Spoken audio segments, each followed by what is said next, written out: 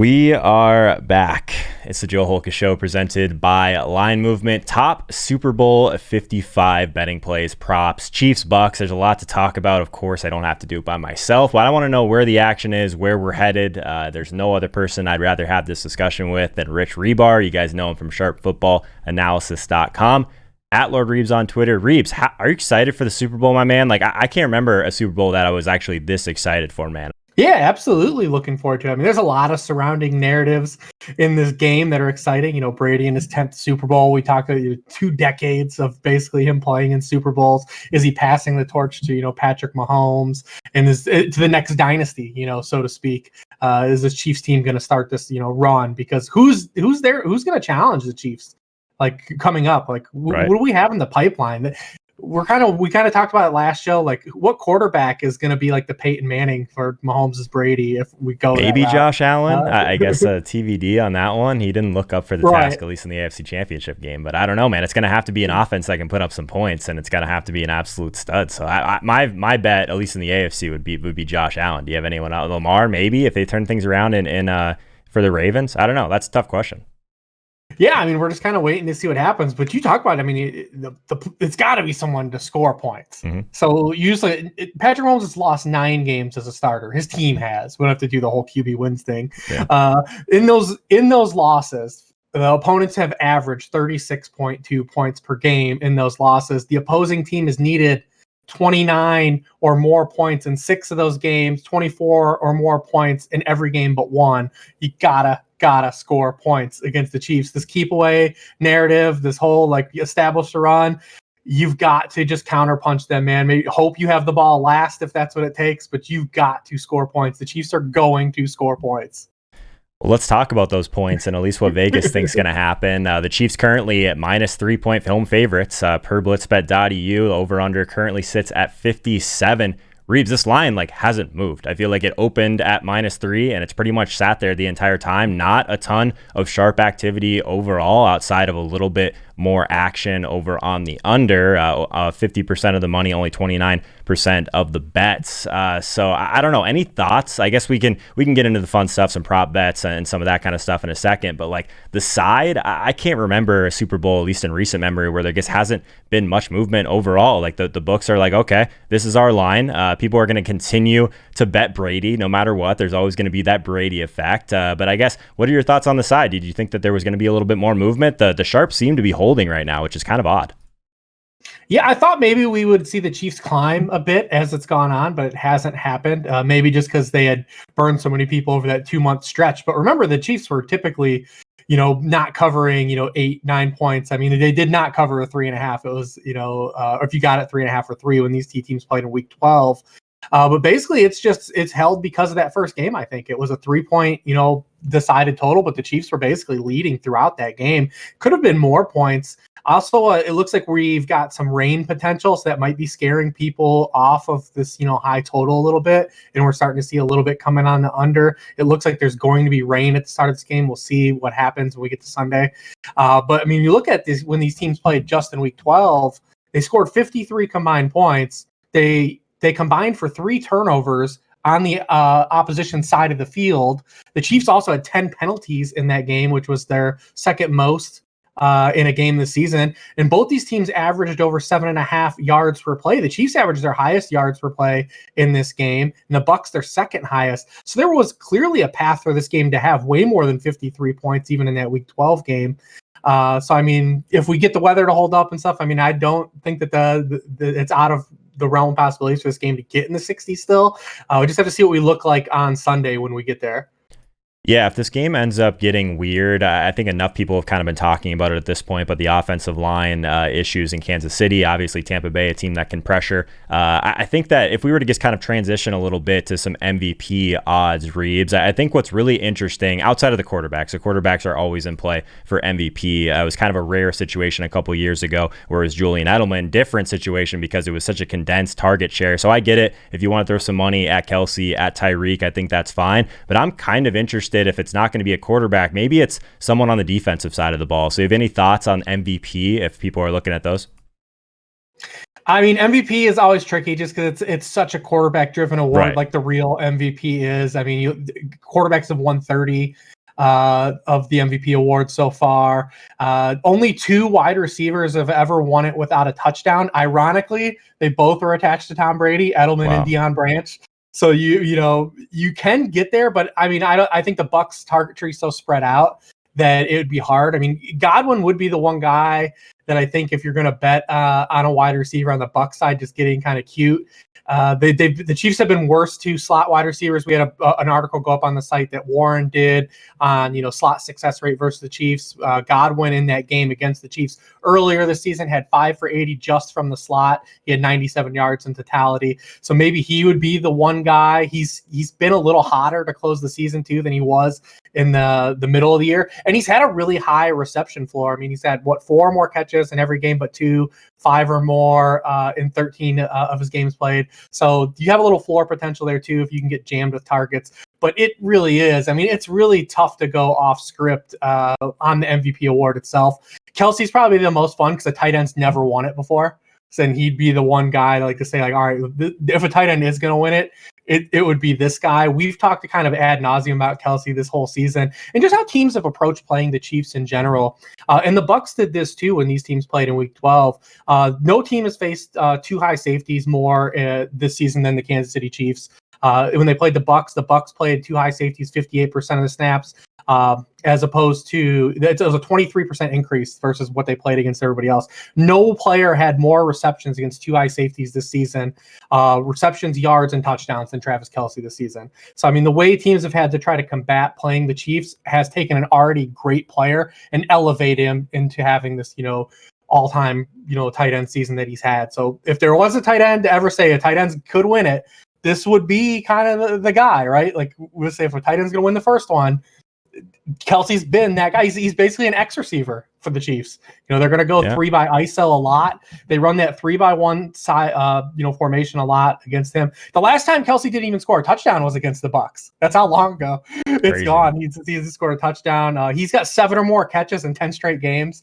I mean, I think if you want to say, you get good odds on him too. I mean, I think he's 4th in odds after the 2 quarterbacks, Tyreek. But if he's going to hit, if you throw, a chunk down, it's still paying out a good amount for you. Yeah, I'm with you on that. I think those ones are kind of for fun. I'd either rather take the quarterbacks or take some shots on some of the long shots. So I think that Tyreek and Kelsey kind of end up in that weird in between stage. But that would be a nice cap to Kelsey's season for sure. One of the things that I've been, talking about a little bit throughout the week is you're either trying to bet some of these things for fun or you're trying to bet for making money, right? Lamarca mentioned that on the Live Movement show. And I think it's a really good kind of transition into some of these individual props, because if you're looking at some of these like first touchdown props, it's really hard to be profitable on these with the juice and with some of these odds, Reeves. So I think that they're fun. Definitely not going to be a large allocation of the betting action that I have this coming weekend. Also, one of the things that's not a ton of fun, but ends up being kind of plus EV in the long run is just taking the unders closer to game time, right? No one wants to bet the Travis Kelce under, you know what I mean? So that's one of the things that it's not as fun, but just looking at some of the running backs we have on this slate, obviously a really tough situation for all the Chiefs backs. We have some uncertainty with the workload, that sort of stuff. A lot of those unders are interesting to me. I think that it's possible that neither team has a lot of success running the ball. I also really like the sacks on both sides. I think that there's a chance that those ones are still a little bit low in the betting market. So props, Reeves, do you agree with some of the things I said? And do you have any favorites overall? Yeah, I'm still digging in on my props content after I did the game write-up. I've written up props content on both of the quarterbacks. And I'll be doing the pass catchers and running backs as the week goes on. I mean, obviously, Ronald Jones, he hasn't caught more than 1 pass in a game since week 9. That's typically, you can find 1.5 still on his receptions. He's not running nearly as many, pass routes as Leonard Fournette is. Looking at his unders are pretty good. He, ironically, too, saying that the unders on his pass catching, his, potentially his overs or his potential to lead the game in rushing yardage could be fun, because there's no one on the Chiefs that you could bet on that. And Leonard Fournette's the favorite. So, we're not going to predict any of the Chiefs to kind of lead the game in rushing yardage. So, the long shot would be Ronald Jones, right? We've seen the Bucs kind of pull this, Lucy with the football act on us before with these running backs. And if they have positive game script, maybe Ronald Jones is running hot. and they kind of work him in, as since he's had 2 weeks off now with that quad, not playing in the cold weather of Green Bay, which they thought was a concern coming in. He kind of could be a long shot odd to kind of have for fun on, like, to lead the game in rushing yardage. But I mean, I've only like really dug in on the quarterback so far too. So like, I mean, you look at this, the way teams play the Chiefs and the way the Bucs play, the Bucs opponents versus the Bucs threw the ball 65% of the time, the highest rate in the NFL. They have this elite run defense. The Chiefs only ran for 3.7 yards per carry. Their running backs did the first time they played. The Chiefs threw the ball 72.2% of the time when these teams played early in the year. And that was a game the Chiefs led 17-0 in the end of the first quarter, led throughout. It was their second highest passing rate in the game this season. They're going to throw the football a lot, weather permitting. So, I mean, even these Mahomes totals, which are kind of jacked up, I mean, 40.5 passing attempts. He's hit that in 9 of 17 games this season. He threw a season high 49 times in these teams played. He's averaging 41.4 pass attempts over his past 10 games played, and he's hit 41 or more pass attempts 6 times over that span. So, I mean, that is still, even to the high number, is in play. The same thing with the completion rate. The only thing that I would say is that, you have to look at this offensive line as it plays out the situation. And that's going to dictate, I think, whether you want to bet these over-unders with Patrick Mahomes on what side you want to take. In that game in week 12, the Buccaneers only blitzed 9 times, 17% of the dropbacks. So it's by far their lowest rate in the season. They blitzed 42% of the time otherwise. They only sacked Patrick Mahomes twice, but they did pressure him on 34% of his dropbacks.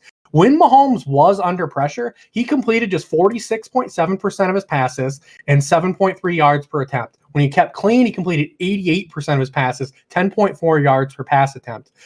You look at that game now, you lose Eric Fisher from that game. Mike Remmers, who played right tackle in that game, is going to move to left tackle. Andrew Wiley, who played right guard in that game, is going to move to right tackle. Those two players allowed 11 of the 20 pressures allowed by the Kansas City Chiefs in that game. Now they're both going to be occupying tackle spots that they didn't occupy at any point in the season. So it's going to be interesting to see if it kind of plays out. This game kind of has that 2007 Giants Patriots type feel to it, with Brady kind of in the inverse position, because you have this offense that no one thinks can be stopped. And can the Bucs get home with just a 4-man pass rush? They did 34% of the time they pressured him, in that Week 12 matchup, and they did rarely ever blitz in that game. But when they just didn't get pressure, they just got annihilated. You cannot allow a passer to complete 90% of his passes for 10.5 yards per pass attempt when you don't get home. They will have Jamel Dean in this game. He's by far their fastest cornerback. He ran a 4.3 out of Auburn. He did not play in that first matchup. Not that he's going to be solo locking down Tyreek Hill one-on-one anyways. But they had to play Ross Cockrell, a journeyman who's played for like 7 teams the past 5 years. He played a season high 63% of the snaps when these two teams played earlier in the season. So, I mean, Tyreek's not going to have kind of that. I think they'll combat him differently. But we talked about Tyreek last time I was on the show and how the Chiefs have counterpunched with Tyreek. The first, 8 games of the season, he was a high ADOT, low volume guy. 14.6 yard average depth of target through 8 weeks, averaged 6.8 targets per game. Now that teams played so much 2-high safety against them, they've really incorporated Tyreek's ability to have the football in his hands near the line of scrimmage even more. He's second in the NFL in yards after the catch from week 9 on. He's averaging 6 yards after the catch per reception over that span, as opposed to 4.5 yak per catch the first 8 weeks. And his ADOT's gone down almost 3 yards, 11.6 yard average depth of target. And he's getting 11.3 targets per game based on the way they've used him. So they've really combated teams just trying to play shell coverage and saying, hey, Tyreek's also really good with the football as well, and we've seen that happen in that Bills game. He can be pretty slippery. And remember, people forget that early in his career, I mean, he was like the best return man in the game for like his first 2 years of his career. So the Chiefs have really just done a great job of getting the ball to their 2 best players. And this Chiefs team has been different than the previous iterations of the Chiefs the previous 2 years, is because it's really just these 2 guys. Travis Kelce and Tyreek Hill have accounted for 47.6% of the team targets, 48.4% of the team catches, 57% of the team receiving yardage, and 66% of the team receiving touchdowns. We no longer really have the ancillary Chiefs guys really popping off. It's really been these 2 players, and there's been really no way to slow either one of these guys down. Yeah, I mean, there's a lot to unpack there, but I think one of the things that even just starting to look at Showdown a little bit, I know we're talking betting on this show, but like you can get in Kelsey, Tyreek, and Mahomes and still kind of punt the rest of the way and get different. I think there's going to be enough people that are just like, oh, those guys are too expensive. It's not that it's super loose pricing, but you can make it work on something like Showdown. You mentioned it's just so condensed that like if I've made a mistake these last couple of weeks, I mean, all of us, right, is just not stacking up those three guys. That's basically what's won the last like three DFS slates, it feels like. So that's interesting. I think one of the things about Tom Brady that I've been kind of looking into also is some of these completion rate props, like you mentioned. Like I think a lot of people kind of look at how his efficiency has kind of gone down in the playoffs this year, but like I still think that there's at least a chance that some of those props are a little bit too low in comparison to like his season-long completion rate number. So I kind of like the idea if he ends up kind of getting into a different type of game here where he ends up kind of throwing to the more of the short to intermediate, that completion rate could go up a little bit. So I actually like the over on the completion rate for Brady. I think that what you said about Mahomes and that pressure that he's undoubtedly going to see makes a lot of sense, and like different ways that we can kind of leverage that for other players as well. Someone like McCole Hardman, maybe if they don't have a lot of success running the ball, maybe McCole Hardman gets a couple more targets. I know you can get, I believe, him at like 2.5 receptions right now. I think that's an interesting over. More often than not, like I said, I'm still on the under in a lot of these individual player props. Let's talk a little bit about a couple of like the fun props though. Do you ever play these, Reeves? Do you ever do like obviously the coin toss is the worst value of all time. Just talk to your buddy next to you and bet without the rake. But like stuff like the Gatorade, stuff like this year, it's like, I think one of my favorite ones to watch is going to be which coach pulls down his mask and shows nostrils first on camera. I think that's hilarious because like we've got Bruce Arians, he's got all the different stuff, and I don't know. I think that one's pretty easy call for Arians versus the other side of it, Andy Reid. But any of the fun props you've been looking at, or are you still going to wait till closer to game time for those two? Yeah, definitely closer to game time. I have not really explored a lot of them as I'm still just trying to work my way through all the players first and get there. I know that we'll have someone write some of that stuff up on the site. You haven't been grinding the tape on Gatorade color yet, Reeves? Like it was orange last year. Both teams are red. I don't know. Like orange seems to be the favorite right now, but it's interesting. Last year was in Florida, so people were saying it was orange because it was in Florida. So, or maybe it'll be orange this year because it's Florida. I don't know. There's a lot of different things going on with the Gatorade color, man. You got to get in the weeds on that stuff as soon as possible. Yeah, that's typically outside of my wheelhouse. I'm so pragmatic and looking at stuff that if I can't, combat it objectively, I have a tough time, getting invested. But like you said, that's all fun stuff. You fill your sheets out, whether if you pass them out. I don't know how many people are having Super Bowl parties this year or what's going on, and probably not. What everyone's doing this year. I know there's going to be some fans at the game this year about what they said. They said what 25,000. Yeah. But yeah, I mean that stuff's all fun to get on. I think that's the stuff. Like especially like with your family on, like you pass out, your wife can fill it out, your kids, and you guys can have fun. And like the first touchdown stuff, like that stuff's horrible from an EV perspective, but it's also really fun to do with your buddies. Is there anything better than just like the group hugs if you actually hit on one of those like Travis Kelce first touchdowns or something like that? Like that's a lot of fun. So maybe virtual hugs this year, we'll see. But all right, Reeves, we'll wrap up with this. Your favorite bet? It can be over under, it can be spread, it can be one of these props that you've looked into with the quarterbacks. Is anything specifically stand out before we get you out of here? Well, I hate to be chalky, but listen, we've only had 7 times to bet the Chiefs under Patrick Mahomes' career at a field goal or less. They're 5-2 in those spots. I just feel like if they're going to give me 3 points in Mahomes, I'm just going to take it. Anytime Mahomes is ever a dog, I'm just going to take it. I just feel like, I know it sounds really square, but if this thing's going to hold at 3, I'm going to lay those 3 and really think that I'm going to have a really tough time losing. I do think that if you're going anytime touchdowns or first time touchdowns, I do think that if you want to play long shot odds, if you're going to like maybe like 0.3 units or even 0.1 unit, if you just want to throw something in, that these Buccaneers tight ends are the guys you want to look at. Not only when these teams played in Week 12, tight ends were a huge focal point for the Bucs in that game. They had 13 combined targets, Cameron Brate and Rob Gronkowski. But in the red zone is where the Chiefs were really susceptible to tight ends. They were 24th in the league in allowing a 61% success rate to opposing tight ends. They allowed 6.1 yards per target to tight ends in the red zone. That was 32nd, dead last in that area of the field. And of the 25 red zone passing touchdowns they allowed, 9 went to tight ends. So if you're doing like an anytime, maybe a Cam Brate, maybe a Gronk. Gronk hasn't really caught a lot of balls, but this could be one of those spots where we get cute with the Bucs tight ends. Love it, man. Everyone and their mother is not on Tom Brady for the Super Bowl in terms of the spread right now. So that's a little bit scary if anyone's wondering. So the rest of our predictions, the rest of the guests, I definitely dropped a video earlier this week. So check out that on the channel. Rich Rebar, everyone follow him on Twitter at Lord Reebs. Our last segment of the 2020-21 season. Rich, just want to say I really appreciate you carving out the time, my man. I can't imagine the commitment that it takes to do something like the worksheet every week. So it means a lot that you've been here to just bring value to my subscribers each and every week, my man. I really appreciate it.